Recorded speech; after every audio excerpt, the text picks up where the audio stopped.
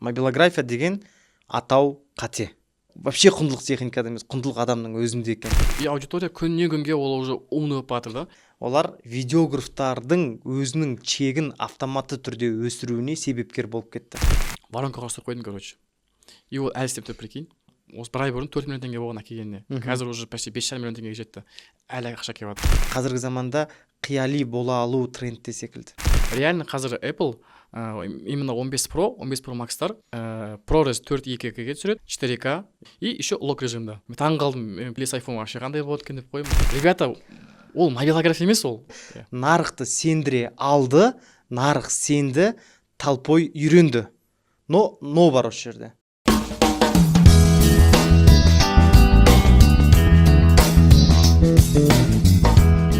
Так, сәлем достар, қалайсыздар, көңіліңізге қалай? Бүгін көптен күткен өзіміздің алғашқы подкастымызды бастап жатырмыз YouTube каналдағы. Бұл енді мен өзімнің бірінші подкастым осында профессионально түсіріп жатқан. Бүгін бізде қонақта, бізге Қазақстанға танымал медиа, видеограф, оператор өзі, режиссер, продюсер маман Ықылас шақырдық. Бірінші қонағымыз Ықылас. Ассалаумағалейкум. Барлығына қайырлы күн, кеш, таң, мүмкін біреу ұйқысынан ерте оянып көрейін деп жатқан шығар, мүмкін біреу түнде ұйықтамай көрпенің астына жамылып көрейін деп жатқан шығар. Барлығыңа бірдей сәлем. Асекем, мына бүгінгі подкаст дейін деп жатырмын, бәрі қазақша болып кеткен. Подкастқа шақырғаныңа көптен көп рахмет. Енді ұзағынан сүйіндірсін. Бүгін менің ойымша біз көріп жатқан көрерменге сондай өте жақсы тақырыптарды айшықтай аламыз деген сенімдемін. Енді бұл подкастын жазып жатқан себебіміз қазіргі уақытта бізде білесіздер, Қазақстанда медиа саласында, видео саласында, мобилография саласында, общий осы видеомен байланысты саланың барлықтарында негізі көптеген бөлдер бар, проблемалар бар, мықты кейстер де бар, соның барлығын бүгін талқылап, вообще онымен видео қайда баратыр, мобилография қайда кетіп жатыр, оның болашағы қандай, сол бойынша тақырыптардың бәрін қозғайтын боламыз, және қанша ақша табуға болады, вообще бұл салаға кіруге стоит па, не стоит па деген сияқты. Общий видео, мобилография, видеография, оператор, медиаға байланысты сұрақтардың барлықтарын давайте осы жерде талқылайық. Және соңғы бір тақырыпта біз вообще бір қызық тақырып талқылайық деп жатырмыз, әзірге құпия болып ұстаймыз бұнда. Иә, пока құпия. Бірақ соңына дейін көру керек ол үшін. Енді бұл алғашқы подкаст болғаннан кейін мен де енді өзім жүргізуші ретінде бірінші рет мұндайға шығып тұрмын. Сол себептен егер де бір жерде какой-то бір косяктар болатын болса, минустар болатын болса, ребята, мен бірінші рет жүргізіп тұрмын мұндайды. Кәдімгі үлкен жауапкершілік, себебі біздің қазір айтатын контенттеріміз, айтатын инсайттарымыздың барлықтары сіздерге үлкен жауапкершілікпен, үлкен дайындықпен шығып отырмыз. Ал Ықылас мырза, давайте. Ал бастайық онда. Давайте енді бірінші тақырып біздегі. Қазір бізде мобилографтар көп Қазақстанда. Білесіздер, бір жағынан айтуға болады, нарық перенасыщенный, кәдімгідей өте көп мобилографтар көп. Оның ішінде сапасы да бар, сапалылар да бар, но сапалылар азырақ кішкене. Соған себеп не үшін де ойлайсыз, неге олар қазір қатты көбейіп кетті, және бұл сала сұранысқа ие бола ма қазіргі бойда? Негізгі тұрғыдан кез келген нәрсенің медальдің екі жағы бар дейді ғой. Бұл саладағы мамандардың, именно мобилографтардың көп болуының өзіндік плюстары да бар, және минустары да бар. Бірінші плюстарына тоқталайық. Қазақстан қазір сәтте осындай медиа саласының үлкен хабына айналуының сәл алдында тұр. Себебі бұл сала, бұл форматта, бұл деңгейде басқа елдерде дамымаған. Тіпті көрші елдерді алып қарайтын болса, Қырғызстанның өзінде мобилография саласының кіргеніне 1 жыл ғана мінекей болып жатыр. Даже одан аз, бірақ мен көріп зерттедім. Иә, олар да өте аз. Тіпті Өзбекстанда солай. Көп жағдайда әлі бағанағы бұндай салаға олар білмеймін, әлі қадам басқан жоқ. Осы орайда Қазақстанның плюсы да сол, мобилографтар былай айтқанда нарықты бір жандандырып жатқан жайы бар. Ол рас, оны шынымен алып айтуға болады. Және бір момент бар, бірақ бір минусын айта кетейін. Өзіңіз как видеограф ретінде профессиональный камераға түсіресіз қой енді. Бірақ анда-санда телефонға да түсіріп қойасыз. Бірақ көбіне сіздің енді позиционированиеңіз ол камера, видеокамераға түсіру. Соны сырттан қараған кезде мобилографтар вообще, как вы думаете, андай не істеу керек оларға дәл іші бойынша даму үшін? Қандай әрекет жасау керек? Не жетіспейді оларға? Мен мынандай картинаны көремін, мобилографтар нарыққа келісімен мынандай болған секілді. Мысалға, мобилографтар сәл жастар ғой, олар видеографтардың өзінің чегін автоматты түрде өсіруіне себепкер болып кетті. Бұл айтқанда біз қонақта отырған секілді, жастар келеді, жастар жайғасқанда мына видеографтар сәл төрге шығып бүйтіп, біз төрге шығайық деп бүйтіп жоғарылап кеткен секілді да. Ол жерде өз-өзінің чегін үлкейте алғандар жоғарылады. Чегін үлкейтіп, значит, қазіргі кезіндегі видеограф түсіріп жүрген тапсырыстарды оказывается мобилографта жүзеге асыра алады. Значит, мобилографтар сол бағаға шыға берсін. Осы орайда мен есің барда елің тап, дұрыс өзімнің саламды табайын деген бас дейтін видеографтар моментально уже чектерін өсіріп, тек қана бір камерамен ғана жасайтын емес, кәдімгі белгілі бір ұйымдастыруды талап ететін съемкаларға ығысты деп айтуға негіз бар. Бірақ осы орайда өспей қалғандар да бар. Мобилографтармен жағаласып қазір тоже 10-20 мың теңгеге түсіретін видеографтар да бар. Мен соны Жоқ емес. өте көп көрдім сондай адамдар. Иә, бар. Вроде қарасаң, мобилограф одан көп алады. Бірақ видеограф ол камерасымен келеді, дронымен келеді. Айналып келгенде білмеймін, мышлениенің мүмкін өспеуінен болар, мүмкін белгілі бір жерден қатты бір әлгі адамда бір любой нәрсе запроспен ғой, ақша табуға деген запрос қатты болмағандықтан болар. Сол ескі нарыққа әлі жұмыстас жасап жүрген видеографтар өте көп. Значит, енді әркімнің өзінің нәпақасы бар деген мағына секілді негізі. Менің ойымша. Дүниеге бір бала келсе, бір қоз келсе, иә. бір жусан бір мобилограф келсе, бір бизнесмен қатар келеді дейсің ғой. Расымен. Солай секілді негізі. Керемет. Енді вообще қазіргі енді бұл подкасттың мақсаты андай емес, ребят, ойлап қалмаңыздар. Біз қазір мобилографтар жамандап, олардың качествосы онша емес, или видеографтар жамандап, олар онша түсіре алмайды деген тема емес. А біз именно вообще негізі бізге бірігу керек та, бірігіп контент жасау керек деп ойлаймын. Потому что бұл сала общий видео саласы болғаннан кейін бәрібір сен неге түсесің да негізінде былай қарағанда. Енді қазір білесіз, мобилограф дейді, видеограф дейді, там reels maker деп атап кеткендері бар да, көп деген сондай әртүрлі аттар шығып жатыр да, вообще мобилография деген сияқтылар. Вообще мен ойлаймын, қазір мен енді Америка нарығын қатты зерттеп жатырмыз ғой. Сіз де Америкаға барып келдіңіз жақында, мен де Америкаға барып келдім. Ол жақта вообще мобилография деген мысалы ат жоқ мүлдем. Понятие жоқ ондай. Ол жақта тек қана контент-креатор дейді. То есть контент-креатор это тот человек, который создает контент.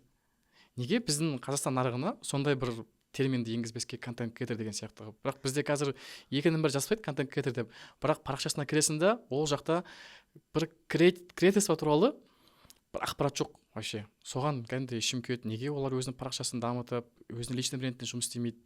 Неге осы личный брендке жұмыс істеу бойынша қалай ойлайсыз, қаншалықты әсер етеді? Видеографқа, мобилографқа личный бренд керек па? Менің ойымша андай секілді, барлығы енді Мәскеу бір күнде құрылған жоқ дейді ғой, бірақ дегенмен бізде бағанағы возможный варианттарды мобилографтар көп іздемейтін секілді, және мобилографтардың сәл аясының тарлығында да болуы мүмкін. Себебі сәл бізде бағанағы нездравый конкуренция бар нарықта, бір-бірін көре алмайды. Мен даже мобилографтарды енді менде бізде продакшн болғандықтан біз көп мобилографтармен жұмыс жасаймыз. Қазір 12-15 мобилографқа дейін бізде штатқа жұмысқа шығады, заказға шығады деген секілді. Сол кезде әрқайсымен сөйлесеміз, не қыламыз, и бір-бірін кейде не қылады, бір-бірін қызғанғанда андай, ой, ол алай түсіреді ғой, мен одан жақсы түсіремін деген секілді ше, яғни көре алмаймын екен, мүмкін сондай моменттер бар. И мен түсінгенім ол андай секілді, мысалға біз Америкаға барып келдік, көрдіңіз ғой өзіңізде, ол жақта қандай объемдар. Мына жақтағы конкуренция по идее бар ғой, ешкімге қызық емес екен да. Ол мына жақтың нарығын мен мысалы Америкадан кейін мына жақтың нарығымен қазір таласпайтын болдым. Бұрын менде де болатын, бірақ здравый конкуренция болатын да. Яғни өзімнің саламдағы топ 1 болуға ұмтылатынмын. Қалған бағанағы продакшндарда қандай прайс болып жатыр, қандай өзгерістер болып жатыр, всегда зерттеп отыратын, аналитика жасайтын. Әрине оның барлығы дұрыс, бірақ осы орайда біз Қазақстандағы мамандармен ғана шектелмеу керекпіз. Егер қарапайым осы біздің орнымызда 2 қазақ тілі әдебиетінің мұғалімі отырса, олардың патологы осы Қазақстан ғана. Мысалға, ол осы Қазақстанда ғана сұранысқа ие мамандық қой. Яғни Қазақстандағы үздік қазақ тілі мұғалімі болу деген сөз, ол значит әлемде үздік қазақ тілі мұғалімі болдым деген сөз ғой. Бірақ ол видео саласында олай емес. Мен Қазақстанның үздік продюсері, үздік режиссері болуы мүмкін, бірақ мен әлем үшін кіммін? Ешкім емеспін да. Сондықтан біздің жастарға қазірден бастап көкжиегін ашып тастау керек секілді. Әлеммен жарысатындай. Мына жақтағы 2-3 видеографты, мобилографты қарап, блин, анау айтып жатыр, мынау бүйтіп жатыр деп қызғанышпен былай айтқанда тұжалап отқанша, лучше ана жақпен жарысатын болса, ол бір күні өзі қалай мына жақтың нарығынан озып кеткен өзі байқамай қалады. Потому что уже анау мерканы патологты ар жаққа қояды ғой. И мына жақтағы нәрселер оған особо қызық болмауы мүмкін секілді. Сол үшін көкжиекті кеңейткен дұрыс секілді. Енді соған не керек деп ойлайсыз қазір көкжиекті кеңейтуге? Бәрі айтамыз ғой, енді айтамыз, идеяны қара, ана жақтан қара, референстер қара дейміз да, бірақ көбісінде бір шектеу бар да, мен мынаны түсіре алмаймын, немесе менде свет жоқ, немесе менде петличный микрофон жоқ деп барлығы бір қарасаңшы жылап отырады негізі ше. Аха. Мынау жоқ, анау жоқ деп отырады. Кстати, техника деген нәрседен шығады. Мен бұрын тоже сондай болатын. Андай, маған камера алу керек, қазір камерадан объектив алу керек, свет алу керек, звук алу керек деп ше. Сөйтіп техникаға қатты зациклен болдым өз кезімде. 2018-19-дарда енді продакшн башылған кезде. И мен қазір понимаю, ол просто темір екен да. Темір мен пластмассаның қосындысынан жасалған дүние. А оның барлығын қазір арендаға да алуға болады. Яғни құндылық техникада емес. Вообще құндылық техникада емес, құндылық адамның өзінде екен. Скилл адам техникаға жинамау керек, лучше өзіне жинаса, ол әлде қайда өзіне меніңше плюс болатын секілді. Сіздің сұраққа оралатын болсам, менің ойымша просто көп көру керек. Бағанағы насмотренность көбейту. Иә, насмотренность көбейту керек, және бұл видеограф болған соң, бұл мобилограф болған соң, бұл шығармашылық адам. Иә, оның отбасы түсінбеуі мүмкін, мынау қияли болып кетті, мынау жалғасы қияли болып кетті, жота деп ше. Ата-анасы айтуы мүмкін, достар айтуы мүмкін. Десе, қуышсың ғой, не істеп бір телефон қолын құшақтап алып деген секілді айтуы мүмкін. Бірақ сол ойлардың барлығын мидан шығарып тастап, адам шынымен қияли бола алғандығына мақтан алу керек секілді. Себебі қазіргі заманда қияли бола алу трендте секілді. Мен де жақында бір подкасттардан қарағам. То есть мынандай бір сөз маған қазір көп кездесіп жүр да, аутентичность деген да. Мен бұрын сол аутентичность деген сөзді естіген кезде, енді бір аутизммен ауыра ма дейтін сияқты болып сондай ассоциацияда енді түсінбеймін, что-то сөйтіп гуглдан қараймын вообще, не ол сөз аутентичность деген. Сөйтсем аутентичность деген сөз, оказывается, ол не екен? Шынайылық. То есть это не да, бір картинка болатын болса, соның именно шынайы оригинал түрі. То есть адам қазіргі заманда рилс түсірсеңіз де, кез келген контент түсірсеңіз де, шынайы болатын болсаңыз, аудитория именно соған мән беріп қарайтынына мен көзім жетеді. Көптеген рилстарды қарадым, көптеген подкасттарды. Мен ағылшын тілінде подкасттар тоже көп қараймын да. Енді ағылшын тілін білемін деп айта алмаймын. Оны 50% түсінбейсің ғой, бірақ пауза басып субтитрмен перевод жасап қараймын. И сол жақта тоже жазады да, аутентичный бол деп айтады. Өйтсем адам шынайы болу керек екен. То есть біз андаймыз ғой, өмірде мысалы әртүрлі бизнес жасаймыз, әртүрлі іс-әрекет жасаймыз, кейде ол провальный болады, кейде успешный болады. Бірақ біз парақшаға тек қана успешный болған ғана саламыз да, Инстаграмға, и все красиво, все хорошо деген сияқты жүре береміз. Ал на самом деле біз маска киіп жүргенбіз да, көбіміз бар ғой. Масканы шешу керек по идее бар ғой, барлықтарына. Менде бір кес болған осы бойынша. Мен өз Инстаграмда, Инстаграмда емес, ол даже в целом өмірде қазақшаны өте жақсы сөйлеймін. Және мәдениет сөйлеуге тырысамын. Себебі оқыған мамандығым қазақ тілі әдебиеті деп отырмын ғой, тек айтып отқан жоқпын. Негізі қазақ тілі әдебиетінің мұғалімін мамандығын аяқтағам. Сосын мен Инстаграмда бағанағы әр не түсірсем де, сәлем екі жақсыларым, қалдарың қалай, күндерің жақсы өтсін, бүгін сіздермен осындай тақырып талқылайтын боламыз деп андай. Жотам, қалайсыңдар достар? Не жаңалық андай бір дөкей қазақшамен кірмеймін да негізі. И сөйтіп бір үйге туысқандар келді. Туысқанның балалары енді маған подписаны екен да. Өзімізбен қатарлас, сәл бір кіші жастар. Сол айтады да, менімен сөйлесіп отыр ғой енді. Сіз өмірде де осындай мәдениет сөйлейді екенсіз ғой, біз сізді тек Инстаграмда не сондай бір әдейі андай бір жасанды сөйлеймін екен деп ойлап жүрдік дейді да. Оказывается, просто өмірде де осылай сөйлеседі екенсіз ғой дейді да. И сол кезде мен түсіндім, аутентичностьтің шын мәнінде шынайылық ол өмірде де қарапайым, яғни бір адамның шынайы бейнесін білгің келсе, оның үйіне барып қонақ бол дейді ғой. Яғни үйіндегі әйелімен отношениясы қалай, мама-папасымен отношениясы қалай, бала-шағасымен отношениясы қалай да. Вот сол нәрселер тоже сарапқа салып көру керек секілді негізі. А вот қиялилық жайлы айтатыным, екеуі бір-бірін негізі андай бір-біріне қарсы нәрселер емес. Адам шынайы болып, но біраз фантазер болғанда дұрыс. Мен айтар едім, мысалы видеографтарға қазір бәрі былай кетіп баратса, попробуй сен сәл былай жүруге. Жолда ол жолыңнан тайқып кеттің, жаман жолға түсіп кеттіңіз деген сөз емес, просто басқаша ізде көр. Елдің бәрі YouTube ақтарып жатса, сен алда Vimeo-ны ақтарып көр. Елдің бәрі TikTok шұқылап жатса, сен алда Pinterest шұқыла. Басқа нәрселер ал. Сол кезде менің ойымша сенде как раз таки анау не ексең соны орасың дейді қазақта. Не көрсең, соны потом беретін секілдісің. Вот сондай бір ерекше подход ұсына аламын. Керемет. Менде бір тағы бір инсайт айтайын, қазір как раз келіп отыр да. Вот адамдар айтады ғой, менде идея жоқ, видео түсірейін десем, көп әртүрлі анау мысалы түнгі сағат 4-ке дейін мен рилс қарап отырамын да, идея іздеп отырамын, не түсіремін деп отырамын. Бір қарасам таңғы 5 болады, уже таң атып жатыр мысалы ше, көз деген қызарып кеткен, уже вроде ұйқың келіп тұр, бірақ ана бір контент, ана бір не сияқты ғой, наркотик сияқты ғой, рилс қарай бересің, өзіңе сақтай бересің, мысалы 100 сақтап қоясың, соны біреуіне түсірмейсің ғой мысалы. Сондай жиза да, реально жиза. И ойлап отырмын да, не түсіремін деп отырмын да сол кезде. И всем совет негізінде айтатыным, не түсіремін емес, просто алып істеу керек болды, қорықпау керек. Страх дейді ғой, страхтан қорықпау керек деп ойлаймын негізінде. Алдында кім Ұлықбек Шариповтың подкастын көріп шықтым, маған өте қатты не берді, мотивация берді. Сол жерде бір сөз ұнады да, Ұлықбек Шариповтың. Страх дейді да, пока сен оны страхты жемегенше, то есть андай айтты да, орысша айтты, ұмытып қалдым ғой, шығарып қоя саламыз. Андай страхты надо действовать дейді да, надо действовать. Если сен действовать етпейтін болсаң, іс-әрекет істемейтін болсаң, сен сол қорқыныш сен жеңіп кетеді дейді. Ал егер де тез әрекет жасап жүретін болсаң, сен страхты жеңіп аласың дейді да. И көп нәрсе адамдарда бір идея келеді, бір нәрсе оқуым керек еді, бастауым керек еді, мынаны түсіруім керек еді деп айтады да. Бірақ бірінші идея келеді, айтады ғой, бірінші идея келген Алла тағаладан дейді ғой, мысалы да, одан кейінгілер күмән нәрселер бәрі уже неден, жаман нәрседен. Сол идея келді ма, сразу бастап кету керек. Мен өзімнен енді мақтанғаным емес, маған бір идея келе ма, мен сразу бастап кетемін короче. Потому что білемін да, қазір 1 сағаттан артық сол идеяны ойлайтын болсам, мен ағар уже күмән уже задний беремін короче. Болмай қалатын жолдарын іздеп бастайсың. Иә, болмай қалатын жолдар көп іздеп кетесің да, и сонымен в итоге короче свет жоқ, там бір қымбат камерам жоқ, телефон онша емес, немесе монтажный программа дұрыс істей алмаймын. Сонымен уже істемейтін әрекеттердің списогін көбейтіп жіберемін да, істейтінге қарағанда, и сонымен уже ол тек қалып қалады. Понимаете? Ол рас. Мен бір шешім қабылдайтын кезде, айтады ғой, первые 6 секунд, сол шешім қабылдайтын момент. Вот келді ма идея, все, жаздал аккаунтқа сразу түсіріп кету керек, или бастап кету керек. А одан кейін қалды ма, 1 сағатқа қалып кете ма, или бір күн қалып кете ма, или там 3 күнге созылса, ол ойнататын нәрсе бар ғой, болды, оны істемейсің ары қарай. Да. Сізде галлоп активатор бар ма? Бар, иә. Бәсе қаншасы орында? Білмеймін, соны бар ғой, ұмытып қалдым. По-моему, топ-5-қа кіреді ау. Кіреді мен, потому что андай генератор идея да, менде негізінде. Бір идея келеді, сразу істеп кетемін. Келеді, істеп кетемін. Болмай қалды ма? Ладно.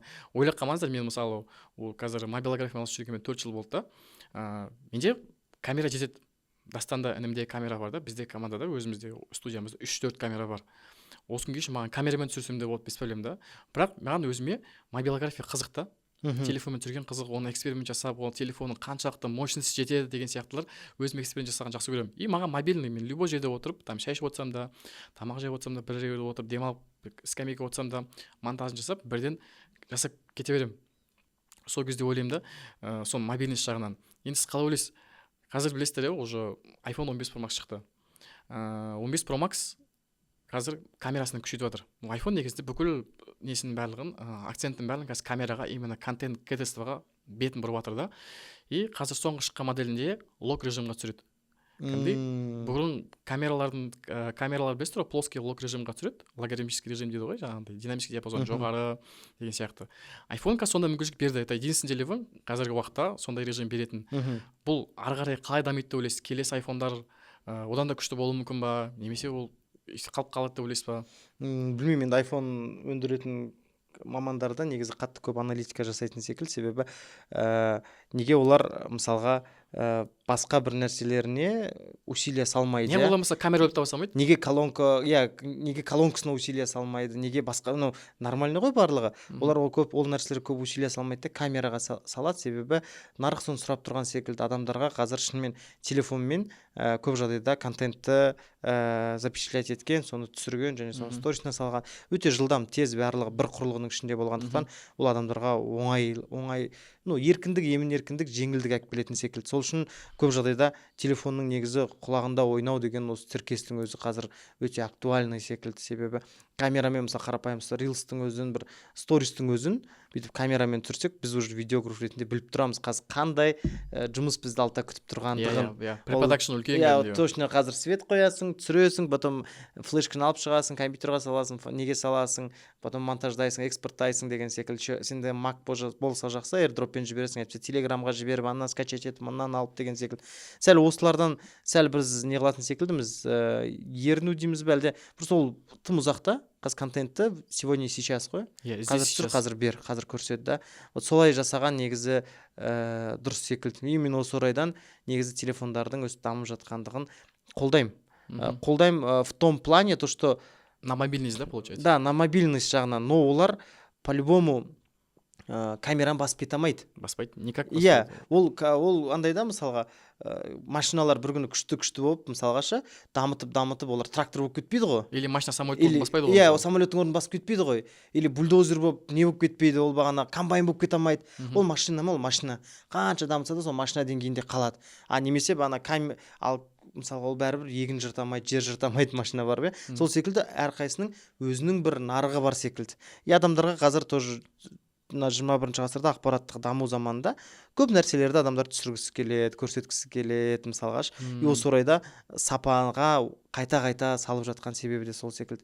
Нарық соны сұрап отыр. Ал енді сұрақ болды 16 iPhone, 17 iPhone'дар не болады деп. Не имею представления, если честно, потому что лог қосылды деп жатсыз, иә.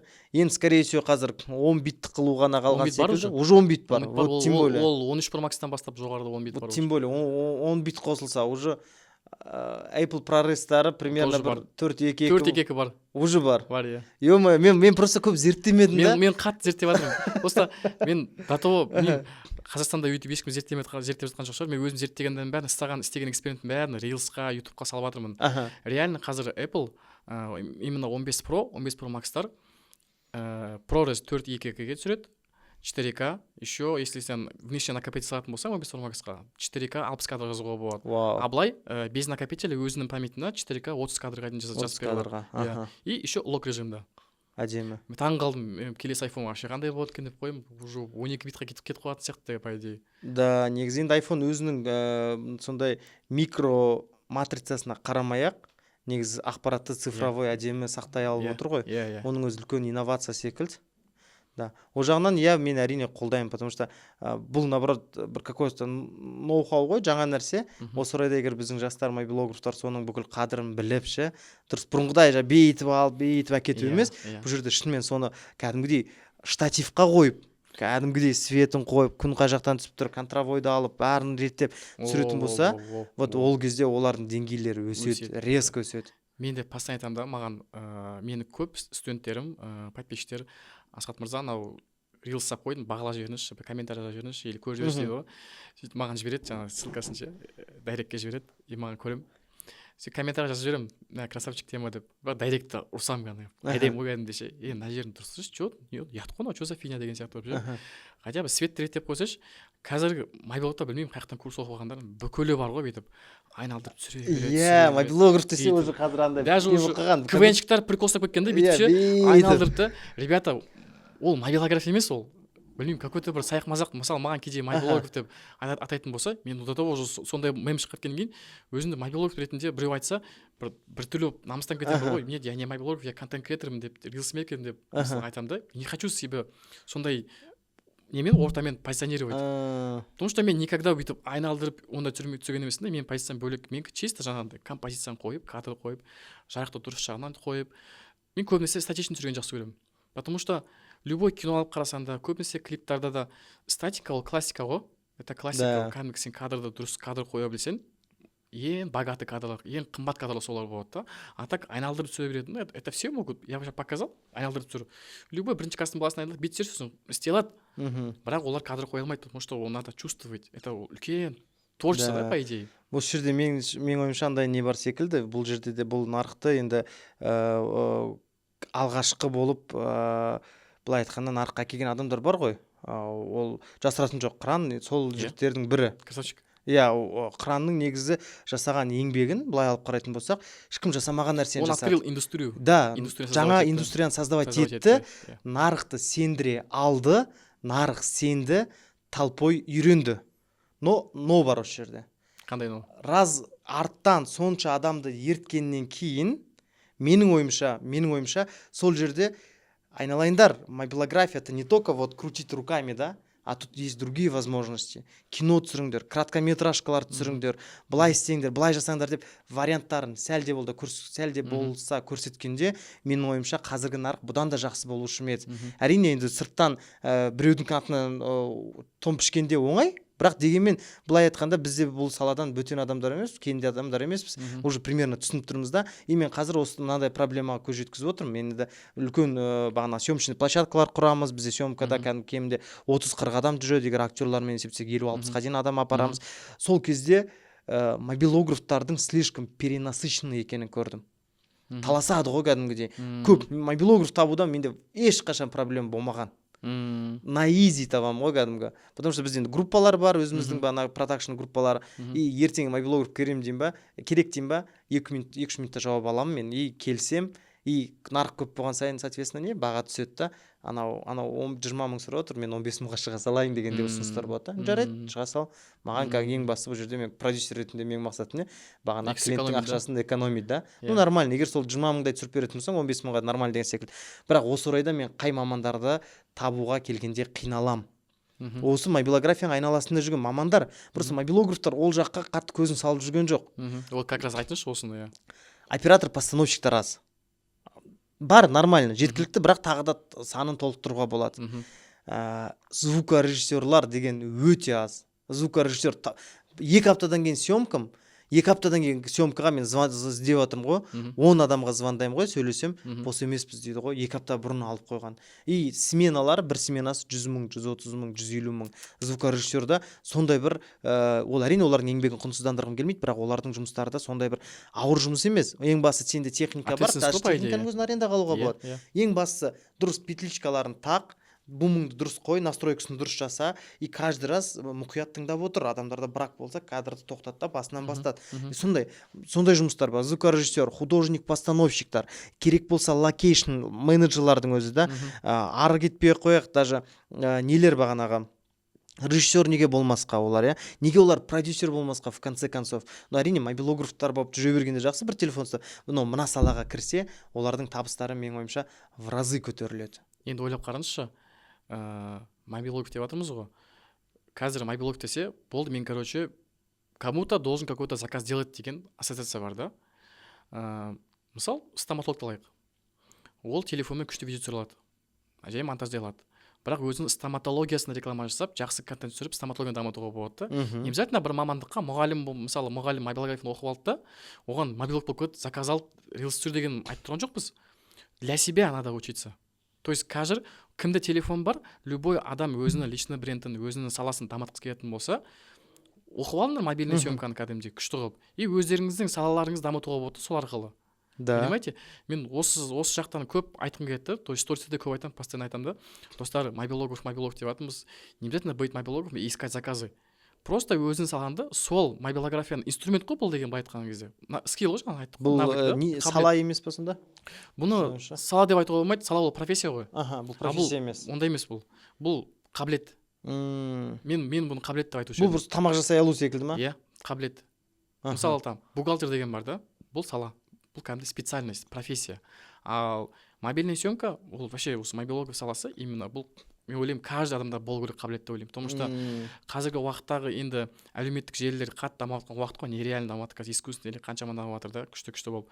Сол нарықта бірге конкуренцияда дұрыс болу үшін ойлаймын, каждый адам өзінің дұрыс Инстаграмда дұрыс көрсеткісі келетін болса, жақсы жағына көрсеткісі келетін болса, осыны үйреніп алып, өзіне инструмент ретінде дұрыс пайдаланса, одан да көп ақша табуға болады. Да. Сол жаңағы звукач деп жатсыз, звукорежиссер, жаңағындай оператор-постановщик. Бірақ енді ол мамандық. Ол мамандық. Сол мамандықты жақсылап игеріп алу керек. Бірақ мобильный съемканы соған қосатын болсақ, сол өзінің звукач екенін, личный брендтін мобилографиялы дамытып, жақсы маман қылып шығаруға болады. Қымбат чекке сататын болады да. Негізі мен ойлаймын, сіздің де менің де қазіргі пікірім осы мобилограф бойынша екеуі де дұрыс секілді. Мобилографияға кәдімгі скилл ретінде де қарауға болады, қабілет үйреніп алу. Тамақ жасап алу ешкімге артық етпейді ғой, иә? Мысалға, өз тамағын өзі жасай алады деген секілді. Сол секілді бұған кәдімгі профессия ретінде де қарауға болатын секілді. Көп жағдайда профессия ретінде қараса, бұдан бір нәрсе өнеді. Себебі кәсіп иесі, мысалы стоматолог болса, әрине оған өзінің несін бағанағы неғылған дұрыс, кәсібін дамытқан, жүргізген, бірақ айналып келгенде ол больше сол уақытты менде сәл разногласие осы моментте.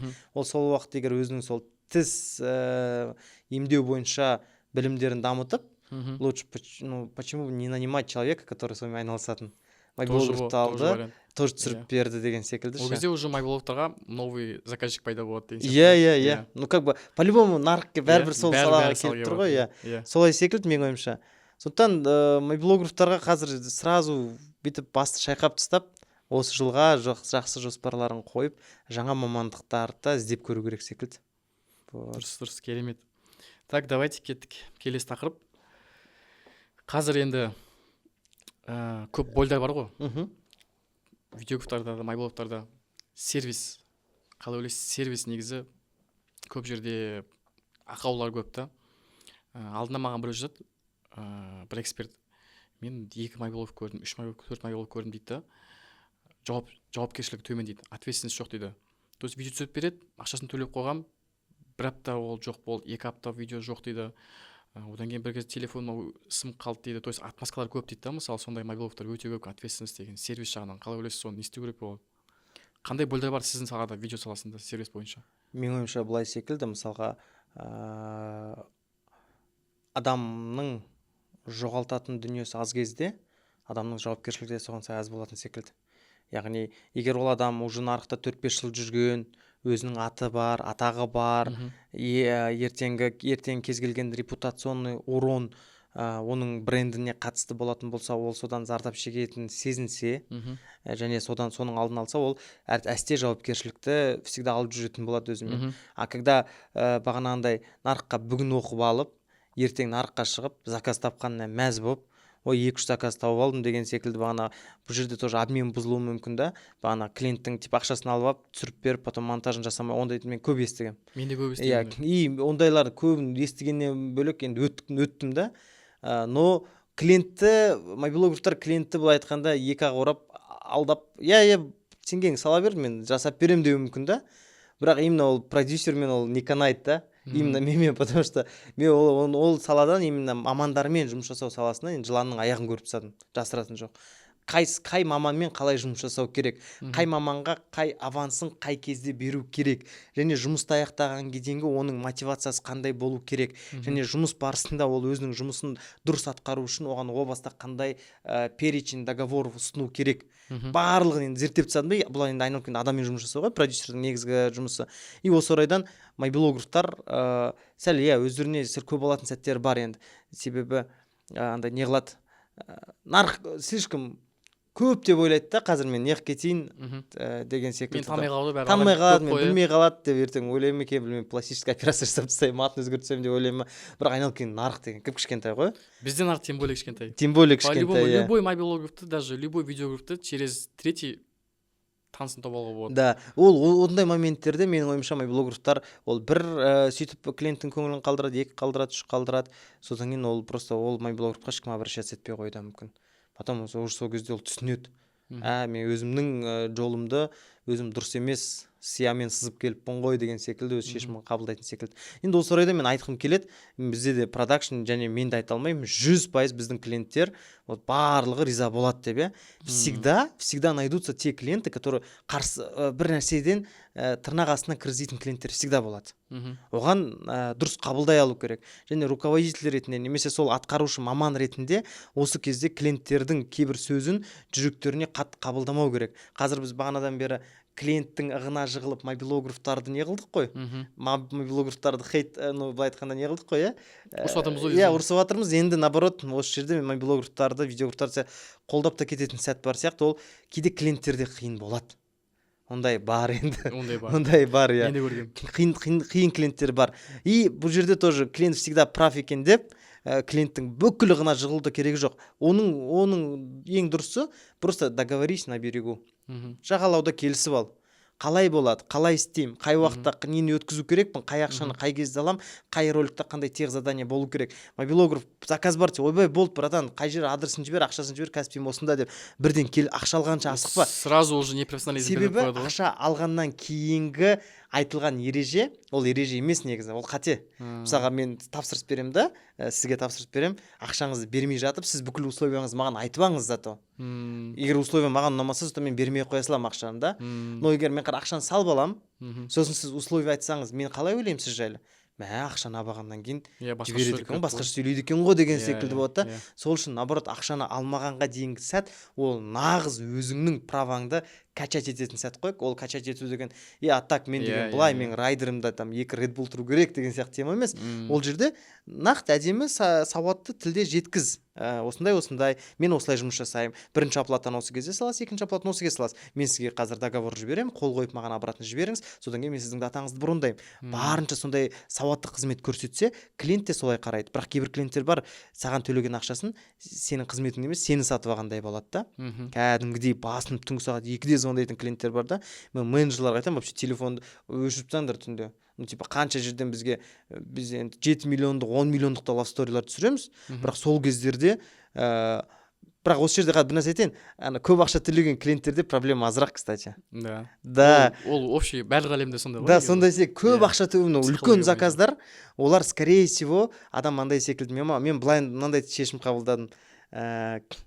Мысалға, аз ақша төлеген адам, ол өзінің о бастағы ақшасының бір 50%-ын төлеп тастауы мүмкін да саған. Ол үшін уже 50%-ын жоғалтты ғой ол. 100 мың теңгеге заказ беруі мүмкін. Ол оның бір 200 мың теңгесі болуы мүмкін өз қалтасында. 100 мыңын төледі, и ол уже жарты сбережениясын саған беріп тастағаннан кейін сені әнде до конца бүйтіп не қылады да, қузайды. Ал 10 миллионға тапсырыс беретін кісіде явно 20 миллион жоқ қой. Явно ода бір миллиард бар шығар да. Ол просто 10 миллион 0,1%-не ғана тапсырыс берді да, и за счет этого ол сені өйтіп қатты алаңдамайды, және 10 миллион төлегеннен кейін ол сен 10 миллионға татитыныңды сезінеді да, сенің құның көтеріліп тұр ғой, и клиент бағалайды. 100 мың берген соң, 100 мың теңге берген ғой, а так қазір деген не қыламыз деп бағанда сәл басынатын да сәттері бар. Енді қалай видеограф мобилдықтарға сондай 5 миллиондық 10 миллиондық проекттерге шығуға болады? Не істеу керек ол үшін? Қазіргі барлықтары білесіздер, көп мобилографтардың чектары 30 мың теңге мен 50 мың теңге арасы ғой, потолок сол ғой. Иә. Вот қалай енді мысалы бір проектіні миллион теңгеге 2 миллионға алуға болады? Қалай сондай чекке шығып кетуге болады? Мен екі жолын көріп тұрмын бұның. Деп андай балгерлер ұқсап жіберетін болса. Жоқ, шынымен екі жолы бар бұның. Либо мамандық жолы, либо кәсіп жолы. Маман жолы, егер ол осы өзінің саласының мықты білгір маманы болып, ертең сол телефонмен ақ керемет шедеврлар жасап да, әлемдік брендтерге жұмыс жасай алатындай деңгейге шықса, ертең оның бір съемкасының өзі кемінде 500 мың теңге тұрады. И 500 мыңнан ол сөйтіп айына 10 заказ жасаса уже 5 миллион. 20 заказ жасаса 10 миллион, яғни айлық табысын 10 миллионға солай жеткізуге болады. Бұл мамандық жолы тек өз арқылы, жеке брендін дамыту арқылы сол екеуін қатар алып жүрсе. Ал бірақ тура осы жерде екінші жағы бар. Ол менің таңдаған жолым, ол кәсіп жолы. Мен енді бастаған кезде мобилография болған жоқ. Мен видеомейкингтен бастадым, той түсірдік, басында құдалық түсірдік, кәдімгідей бір қызық жағдай болған. Той құдалық түсірем, камераны білмеймін, енді алып бастаған кезім ғой. Камераны несін шаттерін азайтып тастап түсіргем ғой, тойдың ортасында балқып кетеді да. Размытие ма? Размытие сөзі. Клиент айтады маған, көріп отыр ғой материалын. Ішіп алғансың ба деген жоқ. Балам, мынау не, мынау мен айтамын, аға бұл қазір модно осылай тренд деп жатыр деп.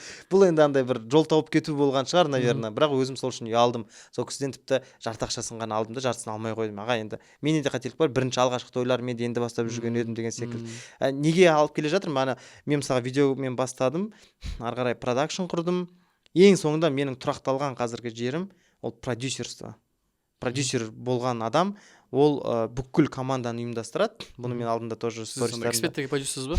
Жоқ, бұл жерде көп шатастырады.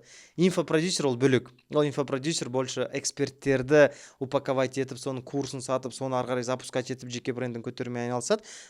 Медиапродюсер ол сәл басқашалау. Ол дәл сондай эксперттің орнына дәл сондай бір проектті от нуля до конца ұйымдастырады. То есть съемочный процесстің несінде жүреді. Өзі қатыспауы да мүмкін, потому что продюсердің негізі көмекшілері бар, линейный продюсер деген бар. Ол как раз таки сол съемкада жүреді. Больше продюсердің негізгі жұмысы ақшамен. Финанс қой, финанспен жұмыс жасайды. Спонсор ғой айтқанда. Спонсор деп айтуға келмейді, генеральный продюсер деп айтылады, бірақ ол кезде как раз ол өзінің қалтасынан ақша шығады. Мысалы кино көресің ғой, сол кезде ең соңында каст деп тұрады, потом продюсер деп тұрады ғой. Негізі продюсер ақшасы бар адам емес. Ол емес па? Бірақ ол көп ақша иемденетін адам. По идее, ол жерде по-любому егер генеральный продюсер деп тұрсам, мысалы каналдарда тұрады, киноларда, скорее всего, ол өзінің қалтасынан төлеп ақша төлеп те шығаруы мүмкін. Получается, бұл жерде продюсер ол ақшаны қайдан келгені маңызды емес. Главное, продюсерде ақша бар ғой, кино бастаған кезде бүкіл қор продюсерда. сосын ол уже распределять етеді.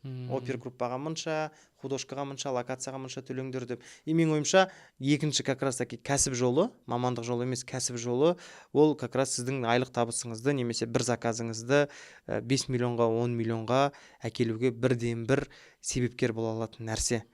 Бірақ адам бірден продюсер болып кете алмайды, потому что продюсерлік ол егер шығармашылықтың шыңы кино десек, шығармашылық маманның шыңы мен продюсер деп есептейтін едім. Потому что продюсер болған адам немесе болатын адам ол бүкіл этаптан өтіп шығу керек. Бірден келесе ол продюсер бола алмайды. Көшедегі біреуді әкеп мен қадым, мен сен үйретемін деп продюсер қыла алмаймын.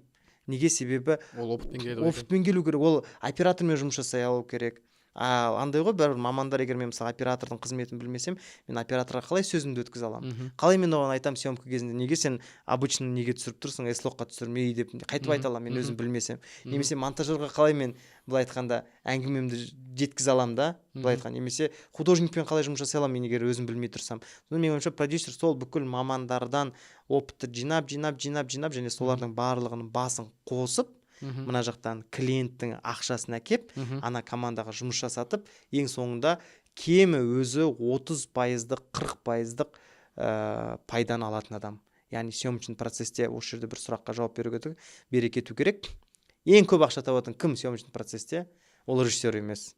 Ол оператор емес, ол тем более монтажер емес, ол художник емес, ол продюсер. Бірақ ең қадал қалатын адамды продюсер болуы мүмкін. Потому что риск көп, бірақ соответственно ақша да көп табуға болады. Иә, мен мысалға дұрыс емес тупить етіп клиенттің бағана ойбай 10 миллион деген суммасына қызығыпшы, давай 10 миллионды абалам деп ертең проектте менен 12 миллион кетсе, қол қойған мен ғой, 2 миллионды мен қалтамнан төлеймін да.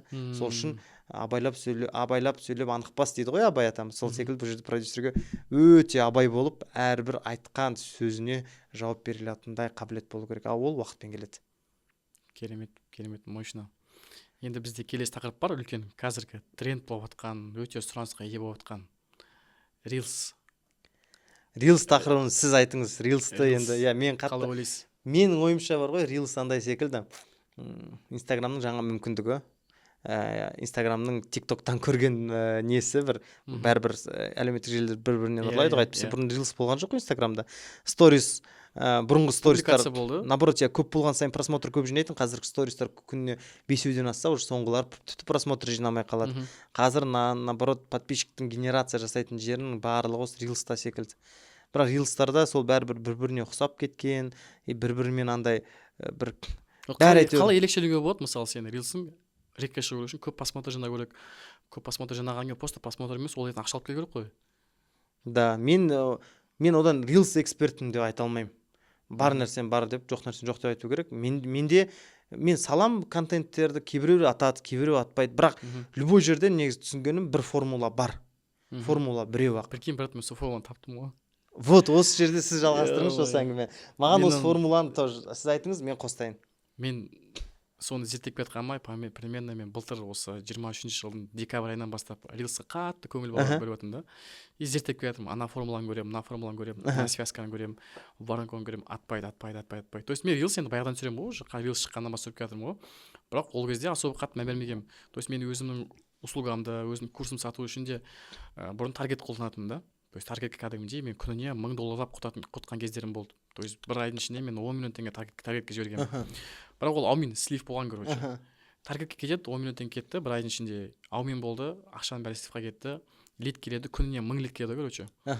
Один продаж звондаса, просто біреуінің телефон өшіп қалған, біреуіне қызық емес, просто от фонаря кеткен ғой, короче, жан-жаққа бар ғой. То есть аудитория не целевой таңдалған ба, дұрысталмаған ба, білмеймін.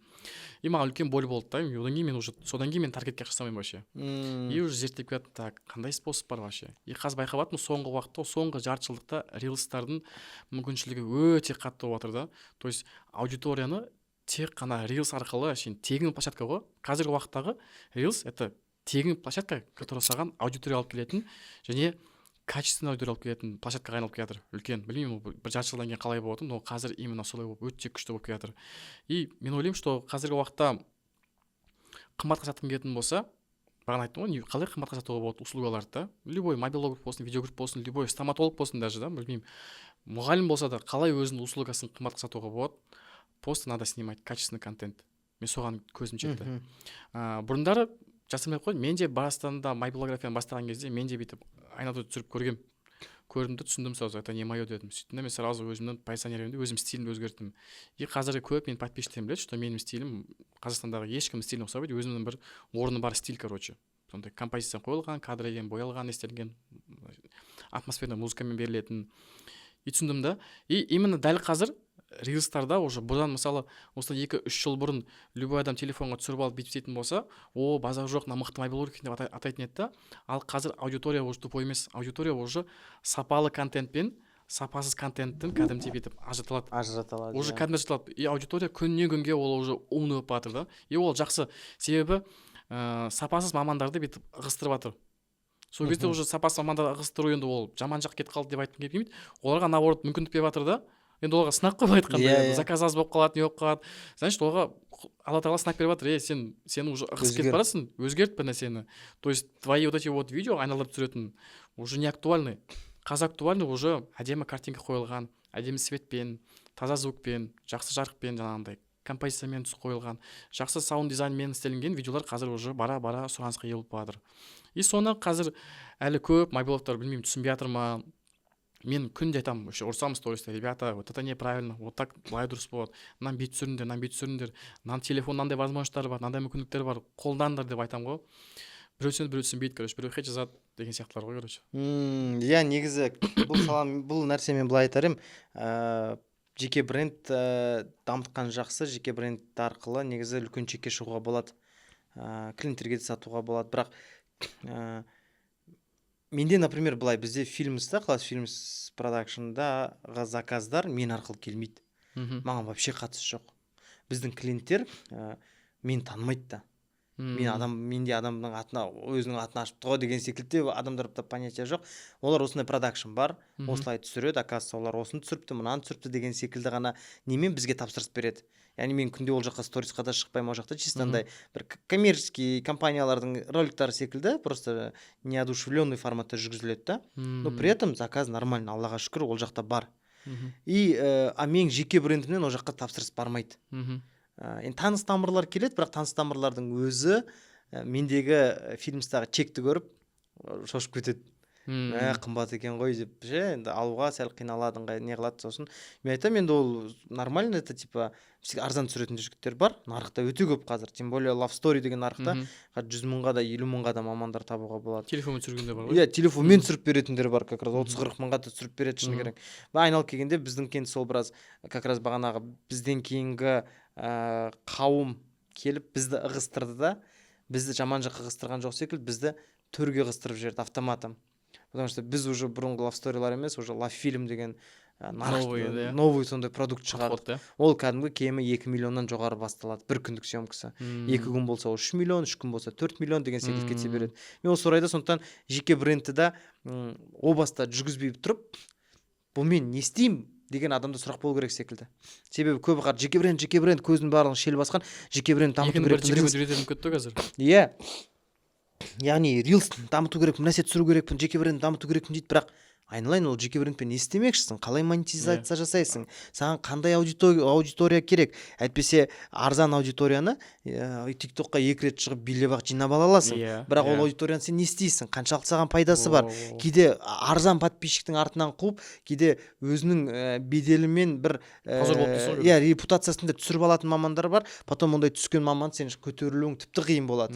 Лучше сен дамытпай пока жүре бер дегендей ғой. Бұл жерде сондай тез атақтың артынан қуып кеткенше, лучше сен күніне 10 подписчик қосылсын саған да, 100 емес, 1000 емес.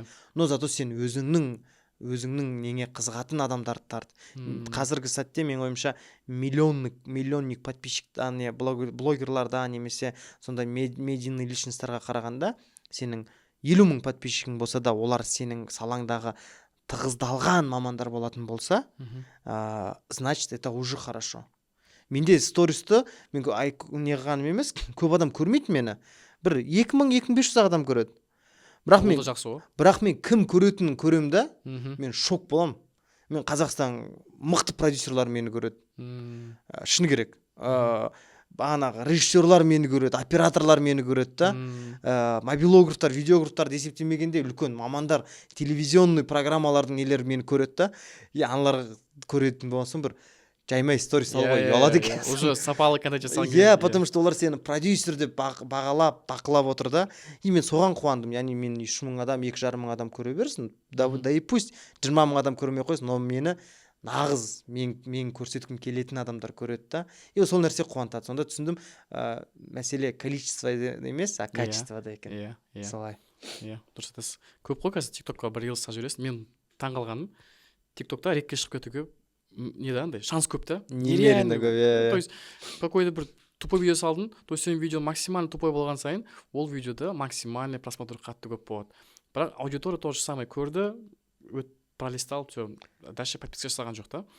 Ал рилста да сондай бір несі бар, TikToктың кішкене алгоритмі кішкене ұқсайды да. То есть тоже рилстарда да қазір контент максимально жеңіл, кішкене бір ауыр тақырыпты қозғамайтын легкий бір тақырып болатын болса, одан просмотр өте көп болып кетеді. Бірақ, соответственно, ол рилс ақша келмейді. Базар жоқ, миллион просмотр болды, но ол рилс 0 теңге алып келеді да. Но когда сіз жасап жатқан контентіңіз аудиторияға пайдалы болатын болса, то есть андай болу керек қой, сен жасаған контент, ол жаңа өзіңіз істейтін услугаң бол, мобилограф бол, жаңа айттым ғой, любой бір маман иесі бол, ол саған пайдалы болатын болса, соны сен көрген адам сақтайтын болса, репостайтын болса, және өзінің эмоциясын білдіріп комментарий қалдыратын болса, вот сол кезде ол рилс рекқа шығады и саған ақша келетін болады. Мен осыны түсіндім. Соңғы осы жарты жылдың ішінде рилстарды қатты зерттеп жатырмын. Именно вовлеченностьті көбейту керек. Бақарас вовлеченностьқа кіретін ол комментарий, сақтау, репост и не ғой жаңағы. Демек біз успешный рилс деп, миллион просмотр жинаған рилс емес, миллион теңге келген рилс есептейміз ғой. Или саған миллион просмотр жинап 0 теңге болған пайдасы не? Если саған 10 просмотр жинап миллион теңге келіп жатса, сол жақсы емес па? Конечно. Сен бала шағаң бар, не бар, мысалы, асыра береді да олардың барлығы. Тем более біздің сала ол всегда адамдар үйренгісі келеді. Бұл жаңа салалар ғой. Егер шынымен мысалға мен сіздің де тоже оқиғаңызды білем. Сізде бұл салаға мысалы неден бухгалтерстводан келдіңіз, иә? Өте үлкен этап, өте үлкен сондай бір қадамда негізі сіздің тарапыңыздан жасалған. И бәрібір айналып келетін болсақ, қазіргі сіздің сала ол всегда дамушы сала, всегда ол сұранысқа ие сала. Кете береді, дами беретін болады. И мен осы үшін большой респект, по идее. Ол екінің бірі ондай қадамға бара алмайды, потому что когда тем более бала-шаға, когда тем более заработная плата, который ай сайын алып отқан, ол оның өзі бір рискті жабады ғой. А сол рисктардан аттап өтудің өзі, жаңа салаға келдің өзі. Менде де солай болды, мен де журналист болып жүрдім ғой.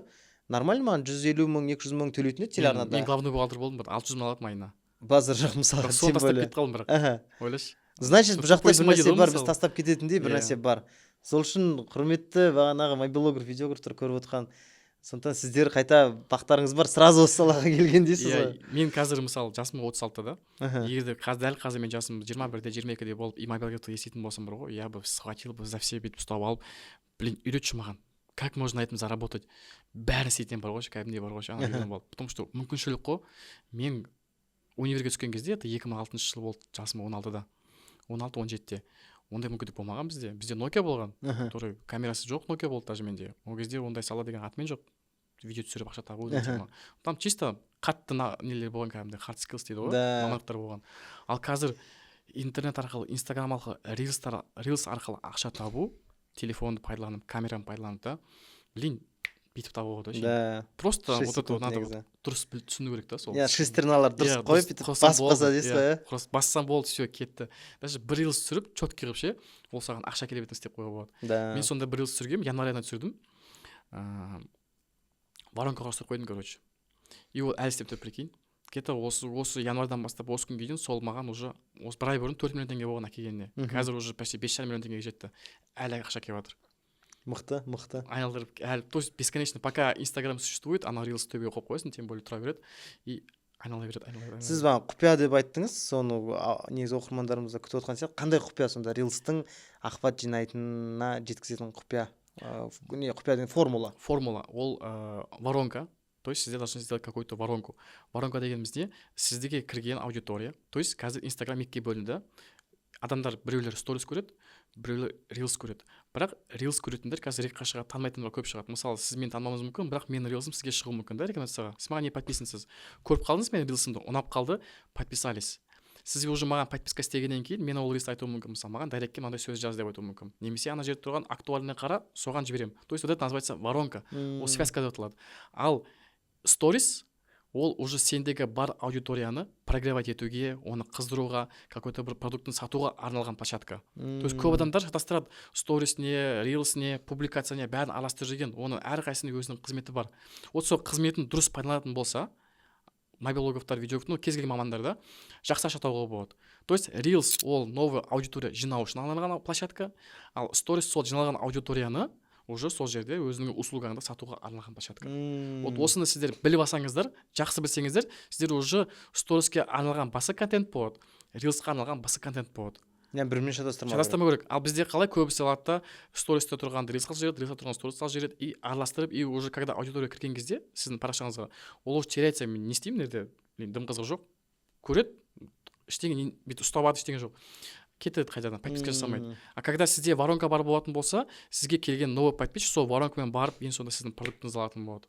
И это будет новый аудитория келеді, стористі көрді, сен сторисін сақтап қойсын, актуальныйға дальше кетеді, көреді, и сен уже ақша алып келе беретін болады, продуктын ала беретін болады. Ол жерде ол не важно. Мысалы, мен мобилограф ретінде мен продаю өзімнің курсымды, продаю өзім услугамды. Жаңа Reels продюсер дейді, соны Reels жүргізіп бере аламын, Reels түсіріп бере аламын. Немесе жаңағыдай бір телефонмен бір қымбат коммерческий суреттер түсіремін. Оның барлығы менде кәдімгі Instagram келген кезде бірден байқалып тұрады. Уже қандай дәрежеде екен. Соның бәрін салғаннан кейін, одан кейін сіз Инстаграмда как минимум ең соңында 9 или там бір 10 шақты публикацияда жақсы видеоларыңыз болу керек. Потому что адам кірген кезде ол бүйтіп қарайды, листать етеді. Сол кезде хотя бы соңғы тұрған 9-10 публикацияңызда күшті видеолар болатын болса, уже аудитория жаңағындай новый адам жазылуы мүмкін, сізге подписка жасауы мүмкін. Ал егер сол ондай болмайтын болса, онда кірді шықты болды. Бағана миллион просмотр қайтадан пайда болады. Адамдар кіреді да, ұстап алады, ештеңе болмай қайтадан шығып кетеді. Содан сізде просмотр көбейеді. Бірақ одан ар жағында ақшаға келмейді.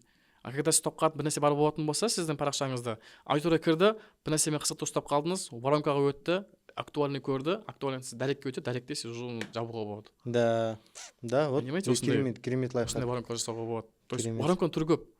Барлығы просто қазір инструменттер білу керек, и все. Жақсы ақша табуға болады кәдімгідей.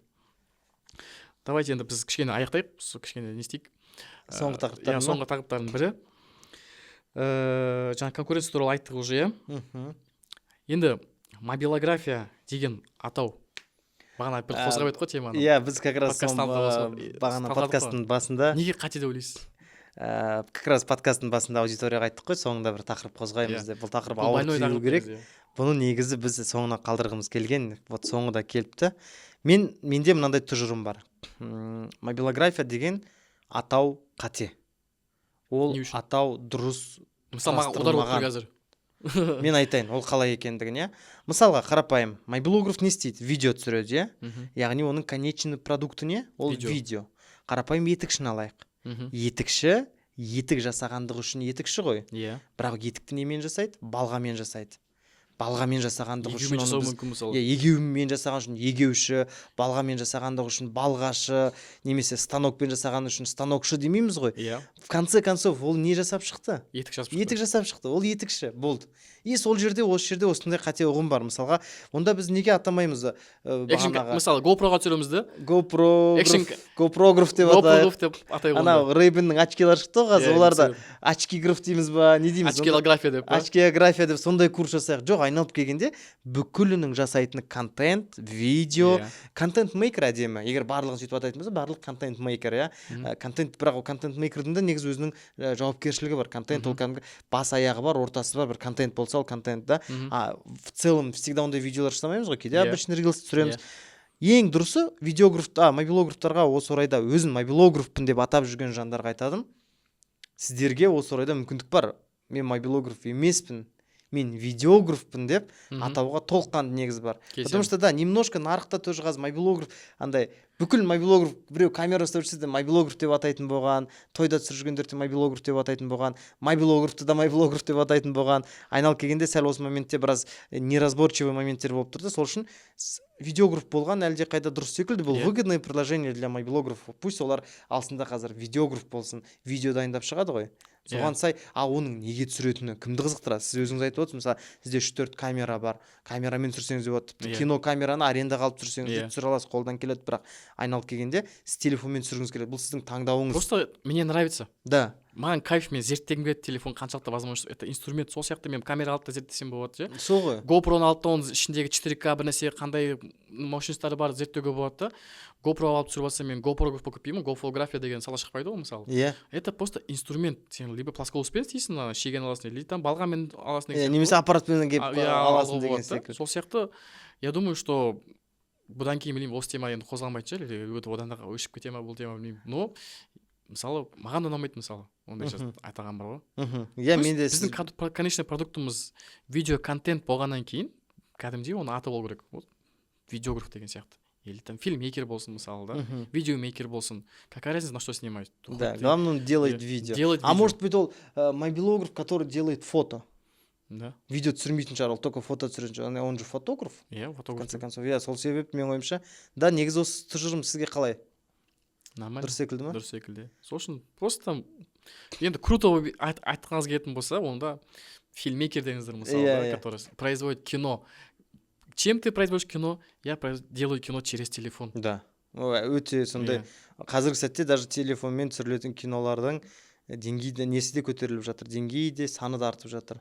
Бұл бір жаңа сала болып қарастыру керек та бұл нәрсені, менің ойымша. Осы орайда енді осы подкастты осы уақытқа дейін, осы жеріне дейін көрген сіздің оқырмандарға, біздің оқырмандарға бір пайдалы 7 қағиданы кезек-кезек өстіп айтып көрсек.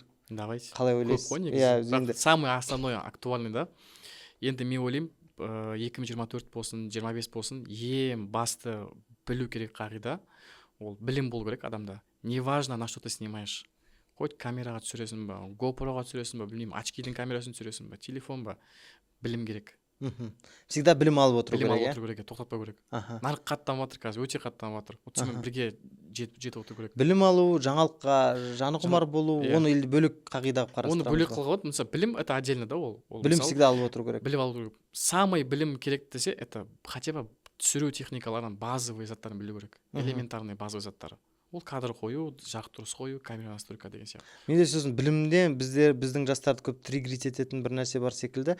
Сәл өсіп біліп алса, білім алуға ыңғайсызданып тұрады мысалға.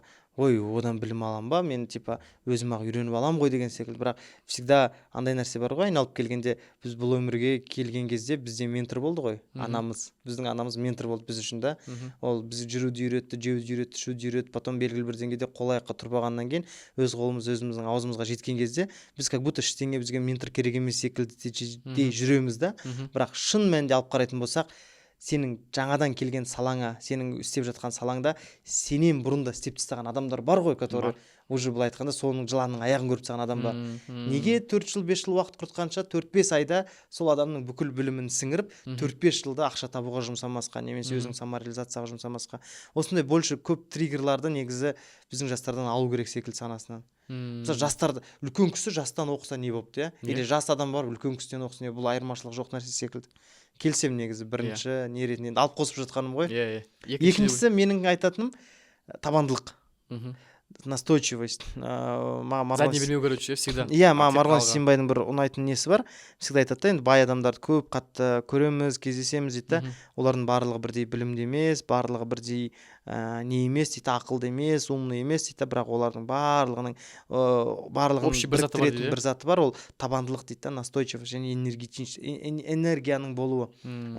Табанды адам, яғни құлайма, үсті басын қақты, ары қарай кетті, тағы көрді, құлайма, тағы көрді. Қайтпау керек қой, қайтпау керек. Бір жерден бір дұрыс істемеді ма, ой, мынау мен кемес екен деп таста кетпеу керек. До конца қуалайтын болса, негізі любой істен ақша табуға болатын сияқты мен ойымша. Просто бізде сәл сол табандылық жағынан жетіспейтін сияқты. Бұл енді екінші форма. Екінші нәрсе ол табандылық. Қазіргі заманда тем более. Мен ойлаймын, үшінші ол жауапкершілік. Жауапкершілік, әдемі. Ол вообще осыны прямо алу керек. Төртінші не ойлайсыз? Төртінші менің ойымша вот жаңалыққа жаны құштарды қосқым келеді. Жансу айтайын деп тұрамын негізінде. Иә, неге дегенде қараңыздар, мынандай нәрсе бар. Искусственный интеллект деген нәрсе бар, иә? Жасанды интеллект. Ол былай да, например, қазір көп мен байқадым, мобилографтардан, видеографтардан енді сұраймын ғой. Мен өзім енді жалпы продюсер болып жүрген соң особо көп кейде басымда қатырмаймын, бірақ өзім де үйренгім келеді сол нәрселер. Бірақ мен мобилографтан сұраймын, сендер жассыңдар, жастарың 20-да, 25-те, жалпы осы нәрсені зерттеп жатсың ба деймін ғой. Сөйтсем айтады, жоқ, ол қазір ол қызық емес, ол типа ой, ол олай типа өзімнің жұмысымды құнсыздандырғым келмейді. деп қарсылық білдіреді жаңалыққа. Ол андай нәрсе да, былай айтқанда қылышпен соғысып жүрді адамдар. Біреу айтады, мылтық шығыпты дейді да, мылтықпен атсайық та лучше бағана жауымыз мылтық. Жоқ, мылтық қоя бер, қылышпен кайф қой, кесесің деген сияқты әңгіме да ол. Былай айтқанда саған так мылтықпен можно алыстан атысу. яғни жаңа мүмкіндікті әкеліп тұр, наоборот, всегда сіңіріп ал, сіңір. Сол кезде сенің ерекшеленетін. То есть новый жаңалықтар ашық болу керек қой. Да, сол деп ойлаймын менің ойымша. Вот бұл 4-ші, бесінші сіз не деп ойлайсыз? Креативный болу керек деп ойлаймын. То есть сіздің креативный болуыңыз, ол сіздің көптеген мыңдаған мамандардың ішінен ерекшеленіп шығуы. Вот когда сіз мың адам болатын болса, представьте, вот мың мобилограф бар, бәрінің контенті бірдей. Но ішіндегі біреуі қалғандарына қарағанда өзгеше жүретін болса, ол көзге бірден түседі. Соответственно, заказчиктер, клиенттер содан заказ алады, потому что не хотят бәріне бірдей контент. Ол ерекше контент жасағысы келеді. Сол үшін ойлаймын, креатив күшті болу керек деп ойлаймын. Да, керемет. Креативтің болғаны дұрыс. Бұл 5-ші. 6-шысы. Менің ойымша 6-шыға мен қосқым келеді. Бұл сервис. Сервис көрсете алу. Неге жауапкершілікке де келеді сіз айтқан. Бірақ бұл жерде сервис сәл басқашалау. Сервис деген біз клиентпен жұмыс жасаймыз ғой, біз услуга сатамыз ғой, ол даже клиентпен болсын, немесе продюсер сені жалдап тұруы мүмкін да, сен продюсерге деген отношенияң, сендегі бағанағы қанша жерден сен мықты маман болып, бірақ сен екі сөздің басын құрай алмайтын, клиентке өз ойыңды жеткізе алмайтын, немесе съемка барысында байқамай грубить етіп жіберетін, ондай да оператор былай тұрсайшы деп, батыстың бауырларымыз бар, ол тек батыс қайтып тұрған нәрсе емес, жалпы бар, былай тұрсаңшы, былай бағанағы мысалға арқаңды бүйтіп бүкірейтпей тұр дейді да, мысалға даже невестамен жұмыс жасаған кезде де ше, и видеографқа, мобилографқа сен әрбір айтқан сөзіңді аңдып сөйлеу керек. Алдыңда тұрған клиент настолько өзіңді өте жоғары сервиске қой, сен автоматын соған өзің үйреніп кетесің. Ал сервисті қайдан үйрену керек? Шетелге шығу керек. Бұл енді 6-ға плюс доп қосып жүргім келеді. Шетел саяхатшы, саяхатқа шықса ол сервистарды көреді, сыртқа шығады, қалай сервис жасалып жатқанын көреді, и ол өзінің көкжиегі кеңейген кезде адам когда өзіне располагать ете алса басқа адамды, клиентте сенім түрде ашылады. Ол себебі съемкаға түсу оңай нәрсе емес. Камераны қазір көп кісілерде даже мында қорқады, камераны түсірсеші, бүйтіп ыңғайсыздан қалады. А когда сен өзің располагать ете алсаң клиентіңді, ол да ашылады, емін-еркін, жайдары түседі да. Вот сол 6-шы деп есептеймін. 7-шісі мен ойлаймын, просто қорқыныш жеңу керек та, істеу керек. Бірден істеп, идея келді ма, істеп кету керек. То есть это бағана настойчивость сияқты, но быстро реализуемый болу керек қой. Идея келді, істеп кеттің. Ол жерде уже сен бір күннен артық сол зат ойлайтын болсаң, болды, ол сомненияға, күмән қалып кетті, аяқ жағында істемей қоясың. Сол үшін ойлаймын, жылдамдық керек сияқты, жаңағындай қорқыныш жеңетін.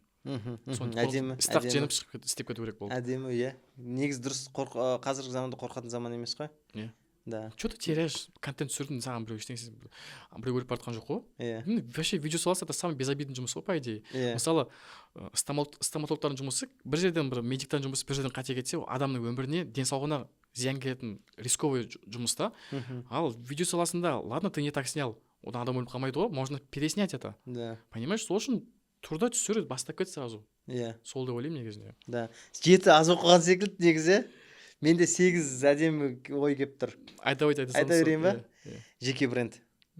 Точкасын қойды. Осының бәрін жинап алып келіп, точкасын қойды. И осы мына 7 нәрсені егер сіз толықтыратын болсаңыз, және 7-ін жеке брендіңізді дамыту арқылы көрсететін болсаңыз, сіздің чегіңіз автоматты түрде өсетін секілді. Жеке бренд ол андай да емес тоже, всегда сторисқа шыға беру, не қылу емес, просто видео саласындағы адамға кейс керек. Кейсі сапалы бір портфолиосы болу керек, потому что ол біздің Инстаграм, ол біздің портфолио, біздің паспорт, біздің мынандай бір полкымыз да, полкада қойған мысалға кітаптарымыз тұрса, ол сол біздің полкымыз секілді. Сол үшін әдемі кейстер жинап, жеке брендін дамытса, 2024-тен ары қарай мамандардың өте үлкен бір сондай мүмкіндігі осы 8 түрлі пунктта секілді негізі. Все, Олқас мырза, рахмет, мощный подкаст болды. Керемет, да, өте ерекше болды негізі. Принципе, бүкіл сұрақтар тоқталып не қылды ғой дейме? Бәріне әдемі. Сол достар, егер де тағы сұрақтарыңыз бар болатын болса, бізге төменгі комментарийға жазыңыздар. Келесі қонақта кімді шақырайық, қандай тақырып қозғайық. Вообще осы медиа саласына байланысты. Былай істейік, онда қызық болсын, ең үздік осы жерден алған инсайтты, әдемі пікірге пішімдеп жазған адамға, белгілеп екеумізде. иә, екеуміз белгілеп жазған адамға, да хотя и белгілемей ақ қойсын, просто ол жерде көрініп тұрады ғой уже, Мгм. потому что ютубқа салынған соң Иә, инстаны иә. белгілей алмайды ғой. Сондықтан салсын, и біз или қонақ ретінде мен өзімнің атымнан бір сыйлық табыстаймын. А мен өзім атынан өзімнің жақында шығатын курсымды ең әдемі жасаған вообще күшті инсайт алған адамға тегін беремін. Демек екі адамға сыйлық екі адамға береміз, сыйлық береміз. Керемет. Сізден бір сыйлық, менен бір сыйлық болсын. Керемет, әдемі. Вообще ол кино рилс туралы өзім жақында жаңа курсым шығады, сол бойынша бір адамға соны Онда мен өз тарапымнан Лям продакшн деген курс бар, бұл нақты осы продакшн ашқанға дейінгі мобилограф қалай продакшн аша алу керек дегенге дейінгі этапта 37 сабақ, 36 сабақтан тұратын курс бар. Вот соған тегін қосып берейін. Все, тема. Керемет па? Вообще тема. Сәттілік. Сәттілік, достар. Давайте. Чао.